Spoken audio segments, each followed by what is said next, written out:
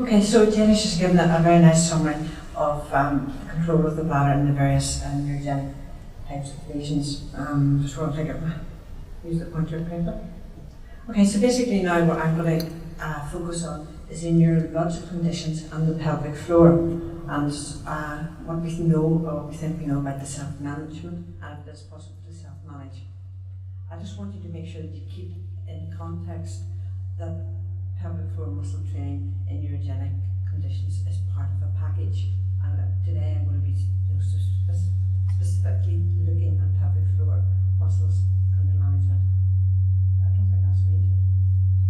That's okay. So we know, as Daly just said, continence is a learned skill,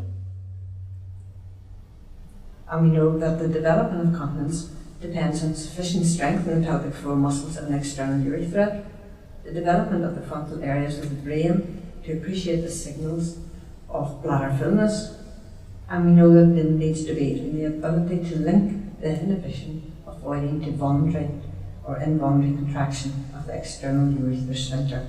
And so when something happens, that this link is broken down, that we have problems with the bladder in the neurogenic population.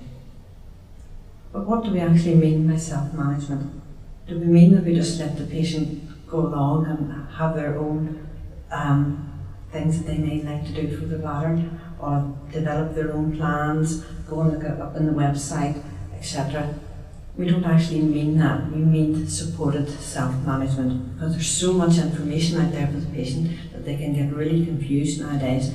But it also means that it's slightly different than it used to be. It used to be the patient came to see the physician or the physio or the nurse and went away and actually did X, Y and Z.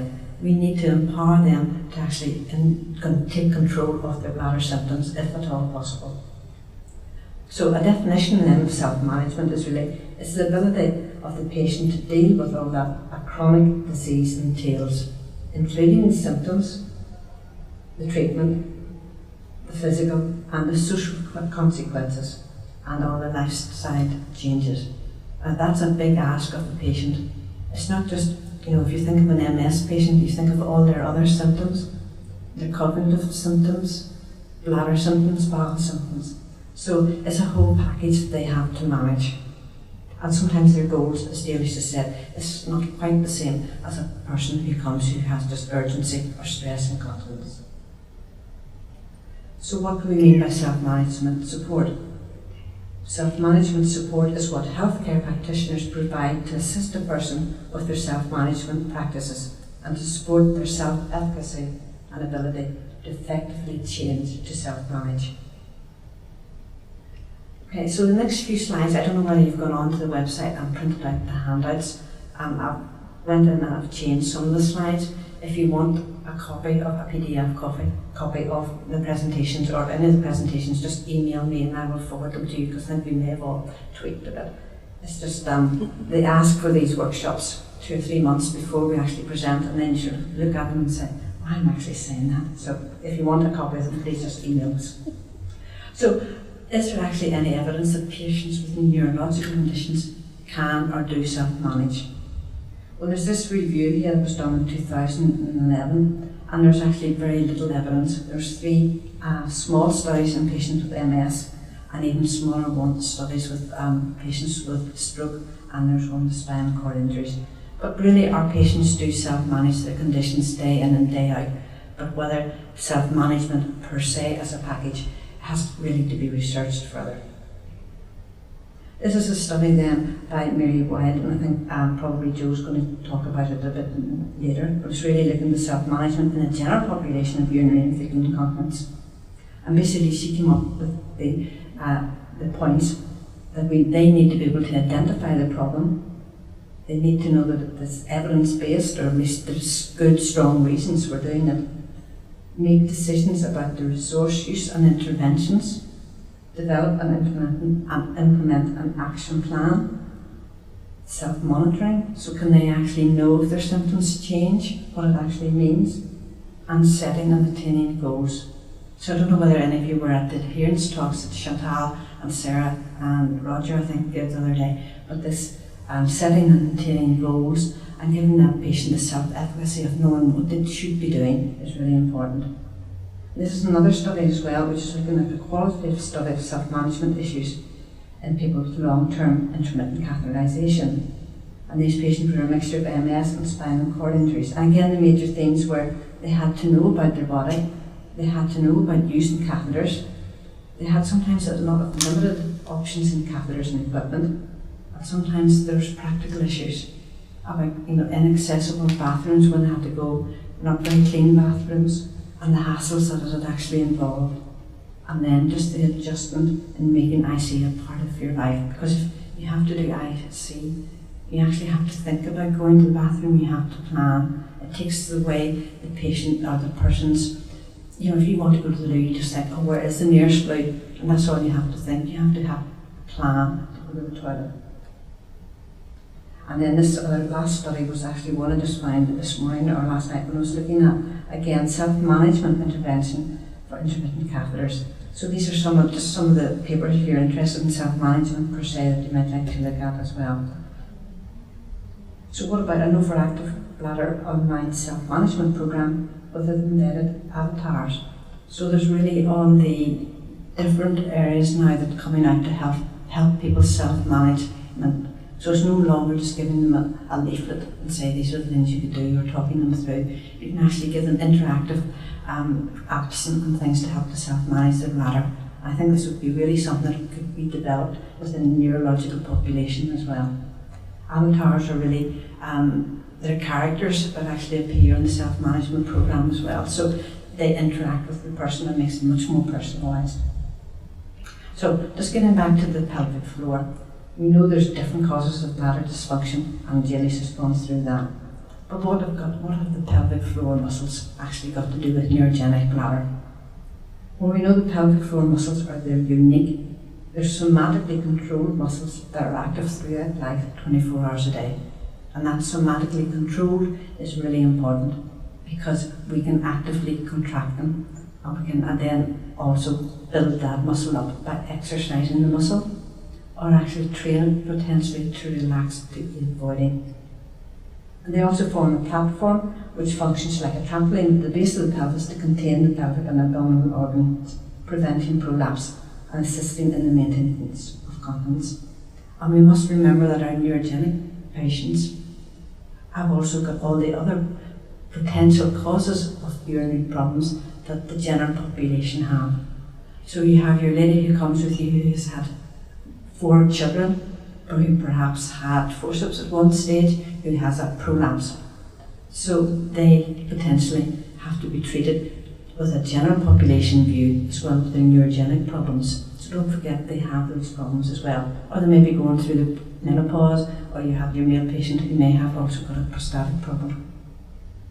So the functions of the pelvic floor to support, to strengthen the sphincters, occlusion of the passages, with a sexual function, and birth. And we mustn't forget about the sexual function as well, because often patients with neurogenic problems have difficulties with intercourse as well. We say within physio that these muscles should be assessed. I'm going to look at the evidence later on, can we actually train pelvic floor muscles for patients with neurogenic problems? I think it's really important that we can actually assess the muscles as well, because sometimes the muscles are hypertonic within the neurogenic population, so we have to be able to maybe look at that. But again, if the patient comes to you and they're complaining of leakage, I honestly don't think there's any evidence out there to say if you give them a general program of pelvic floor muscle training, that's actually going to make things worse. So repetitive or pelvic floor muscle training then is repetitive selective voluntary contraction and relaxation of those specific pelvic floor muscle. Again, it aims to prevent stress urinary incontinence. When you cough or you sneeze, these muscles snap shut and prevent leakage. They also are thought, and there is evidence to say that they actually can control urgency. And this is sometimes where it helps with the MS population or even with the stroke population. If you can actually get them to contract those pelvic floor muscles when they have that urgency, they can actually try and train themselves so that the contraction of the diffuser relaxes and they get time to go to the toilet. And that's working on this reflex. But what about the pelvic floor muscle exercises? They're like any other muscles we're trying to build up. We have to exercise them potentially in the right way. We have to overload them to build them up. We have to keep the exercises going and then going on for a longer time as well. And this is very important, I think, within the neurological population, that we sometimes have to start exercising the muscles, perhaps even when they don't have the problems with their bladder. So within your MS population, what I would ask the patient to do, the generalist to do, or the MS nurse to do, is just to talk to them about their pelvic floor muscles and get them exercising them when they're relatively well. Adherence then is always a problem with any exercise, and it's no difference with the pelvic floor muscle. But the greatest source of making people more adherent to the exercises, if they believe that it may help and they know exactly what they're doing. So they have to have what we call self-efficacy for the muscle, and that's empowered through you to them as well. So they have to know that they're doing it correctly. They have to be given good feedback that they are actually doing it correctly. And sometimes, again, I'm going back to MS patients, or even stroke patients, they have poor sensation down there. They may actually be contracting the muscles but don't feel they're contracting, so we can use biofeedback. Or if the muscles are really weak, we can actually use electrical stimulation to try and get the muscles to work as well. So I just want to quickly look at the evidence. Is it actually worthwhile telling patients with neurogenic bladder about these pelvic floor muscles? So we know what, first of all, with MS, it's the most common progressive neurological condition in young adults. It's unpredictable in the rate of progression and disability produced. So I know within the UK the incidence is actually rising, and it's also rising disproportionately. There's at least 3 women for every 1 man who is being diagnosed with MS. So it really hits the person in their most productive years of life. The urinary symptoms then, they can, up to about 90% of patients with MS will develop some problems with their bladder at some stage during the course of their disease. And sometimes this also can be one of the first symptoms. So again, sometimes in your clinic, if a patient comes to you and say, yeah, I'm having this urgency, I don't know quite what's happening, just keep in the back of your mind and maybe a neurological component to it as well. And the symptoms again are dependent on where the plaques are. And as a progressive disease, the symptoms will change over time as well, and will be dependent on if they're into a relapse or a remission. And the patients quite often are quite savvy, and they know about their bladder, about what affects their bladder. So, pelvic floor muscle training, there have been several reviews. Fowler et al. In 2009, there's grade B evidence. Sentinel management in neurodynamics, grade A. Panic in European Association of Urology didn't give any guidelines. And the NICE guidelines in the UK suggest that pelvic floor muscle training should be offered to patients with neurogenic bladder. A more recent one was done by Block, who was actually looked at not just pelvic floor muscle training, but all conservative management in and around that as well. There was one study here that looked at using transcutaneous stimulation, and Joe will be talking about that later on. There are several studies here looking at the pelvic floor, and several other ones looking at electrical stimulation on the pelvic floor.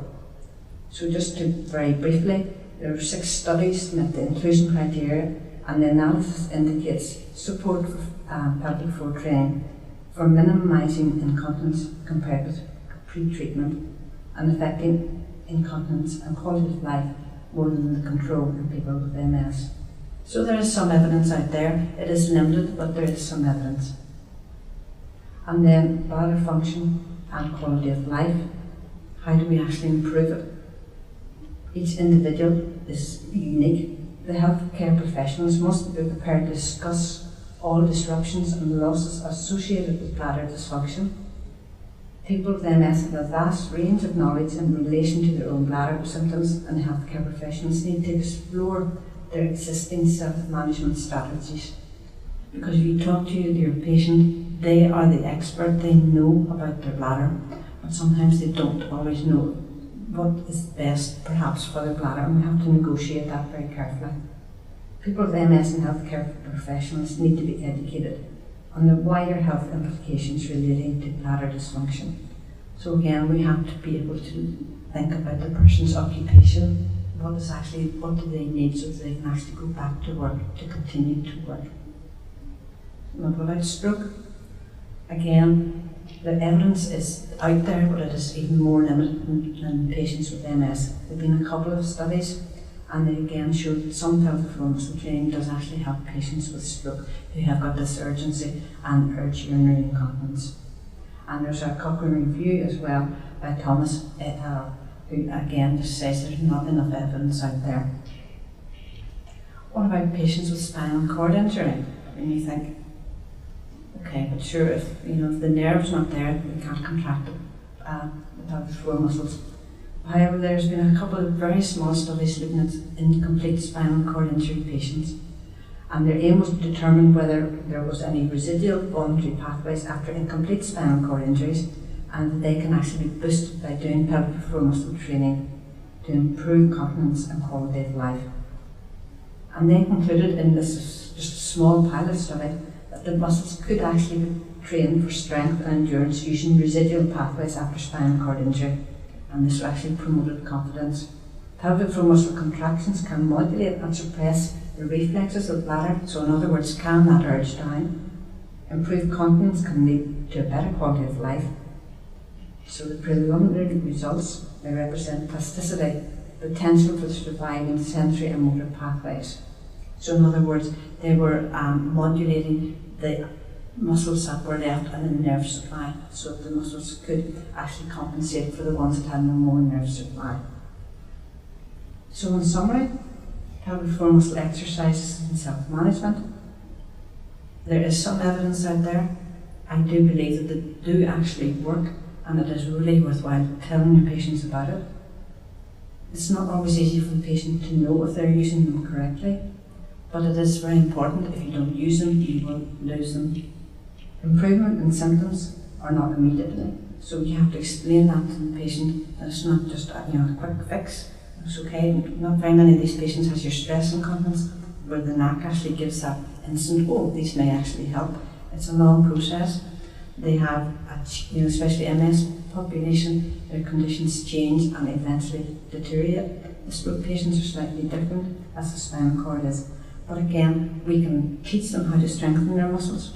We can also teach the patients how to relax their muscles. So if they're sitting on the toilet and they're having voiding problems, in some of the studies that I did, when you actually got them to contract their muscles quite strongly and relax them, they actually were able to void significantly better. So they can actually down train them as well. So give them an awareness of what's happening. But again, like everything else, long-term adherence is required, and it's not a one thing that fits everyone. It's a part of a package. Thank you very much.